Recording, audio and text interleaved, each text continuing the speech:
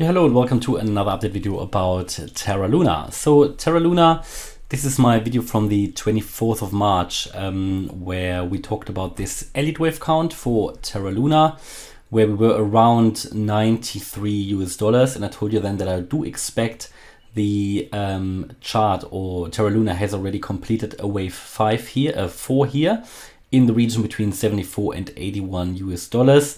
That we would then come into the region of around 121 $242. So it's always very difficult to narrow this down until the price really gets closer and to see how the price is reacting to that area. So we're basing this on probabilities, and we're basing this based on the Elliott Wave method on certain Fibonacci extensions, Fibonacci retracements on the way down, and so on. So in that video I told you I would expect the price to move into that area and then to do another wave down. So this here would have been a completion of a wave 1, and then we would get into a wave 2. As I always tell you, there is usually another entry point. There is usually no reason to FOMO in if a cryptocurrency or an asset is overbought. And you often get that. A lot of people get interested when a cryptocurrency gets close to the all-time high. But I know on this channel, and I preach that, and it's never financial advice, but it's just my own view, that buying at an all-time high is always a huge risk. Typically the asset, or in this case a cryptocurrency, is massively overbought. And here we were obviously very close to an all-time high, and I think we actually made a new all-time high as well, but I'm going to talk to you about that in a minute. So basically complete that wave 1, going down in a wave 2 again, and then move up in a wave 3 with a price potential of definitely above that $120 to $140. So talking about 150, 160 US dollars, and maybe even more in that wave 3, which would then be coming. So this was the view, and I've been asked first of all to provide another Terra Luna update, but also to show you this time-lapse feature again. A lot of people liked that in the last when I did the Mina video. Some people find it actually quite helpful as well for their own analysis. So this is the chart from that video where we showed you the target area here. And let's take a look at what Terra Luna did then. And honestly, what I always try to communicate, the Elliott Wave method, in my opinion, is really one of the most accurate TA methods. And in my opinion, really one of the few, or maybe even the only one, that can accurately predict and forecast price moves, irrespective of news events or whatever, many days, weeks, and maybe even months in advance. And you can believe what you want, and a lot of people still believe that news make the chart. In my opinion, it's the other way around, and charts make the news, meaning that the sentiment in the market is also making the news. One example for that: Bitcoin coming down from all-time high to 33K. A lot of super bullish news in that time period. But what has the market done? It just didn't care. Now we currently see everybody, every moon boy or everybody who's super bullish on Bitcoin. And by the way, I'm bullish on Bitcoin. I'm bullish on the crypto market. Otherwise, I wouldn't do this. But we need to acknowledge, I'm also very much in favor of these waves, and I very much believe in natural dynamics in financial markets. And human sentiment shifts and so on. But everybody's talking about bullish news again about Bitcoin and so on. But at the moment the price is going up, then it's always the bullish news. If the price is going down, people find bearish news, and it is just what it is. But let's take a look at what the price has actually done when it moved since that video. So this is obviously the Terra Luna chart. We can see obviously the wedge I didn't have on the chart back then, but it moved to the target area, touched it. Actually missed it very slightly, but obviously it missed it by $2 or so. So these are always probabilities. They are a guide. They never 100% working, or don't need to necessarily work 100%, but I find that quite good. Touched the area basically. Missed it by $2, whatever. But I told you in that video when we were up here that the price is turning, broke out of that ascending wedge, and then we moved now in line with expectations all the way down. And you're thinking, well, we haven't reached the target area yet. No, we haven't, but told you in the last video that the minimum requirement for such a wave 2 is the 50% Fibonacci retracement. And let's take a look at where we actually are. There you go.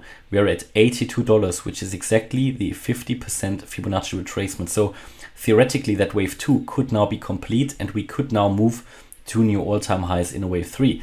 For me personally, it's too early to get in. Yeah, I personally have a lot of confidence in this wave count, and I think that we are going to the next low, or to the next fib level, which is the 61.8% fib level. So I think we are actually going to reach that $73 level. The 61.8% fib level is the most likely Fibonacci retracement level, and for a wave 2, also an ideal scenario. I mean, in a wave 2 you can also come lower.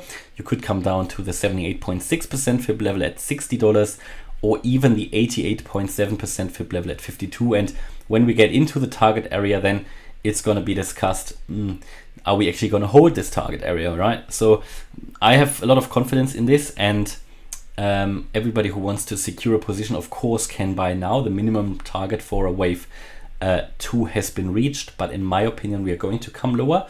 And what I always want to see is a little bit more of a turnaround. What we currently see here, for me, looks still very much corrective. You can see that we reached, or we had a trigger point here at the target area, and we had quite a strong reaction, but we've come down again, moved up, make a lower high, make a higher low, high low, but again a lower high compared to the previous one. So this actually looks a little bit like a bearish flag pattern, and that would confirm that we are still here in a move down. You know, you have here your flag pole, and this is your flag, yeah, and that could take us then directly, if we drop below that $82 level, I think then you are going to get to the $73 level, because this is pretty much, you know, one step on the fib ladder, and you know, there isn't much support here in the region between. So I think you're going to see that then fairly quickly.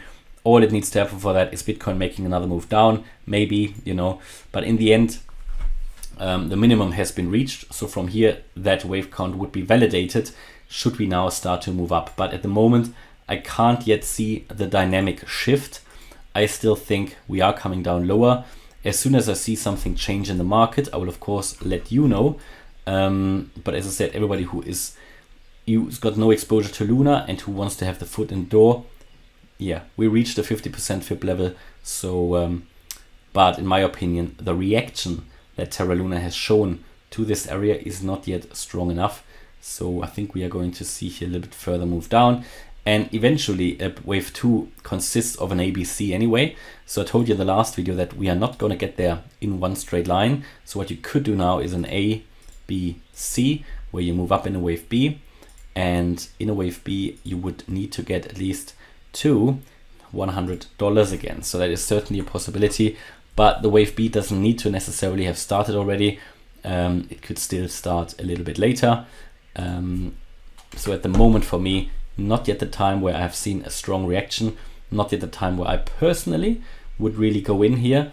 However, if we then later talk about $150, $160 in the next wave 3, then, you know, if I buy at 80, if I buy at 72, won't make a huge difference in the end, right?